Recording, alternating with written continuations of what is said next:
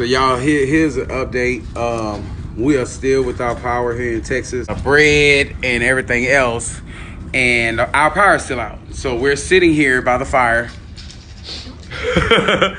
and yeah, I guess we're gonna make it through, y'all. You know, but that's an update.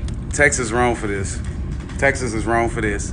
Like, there's not even salt. They're not even salting the roads out here. Like, y'all, it's so freaking cold in here. I brought me a grill to grill outside so I can at least cook something hot. Holy shit.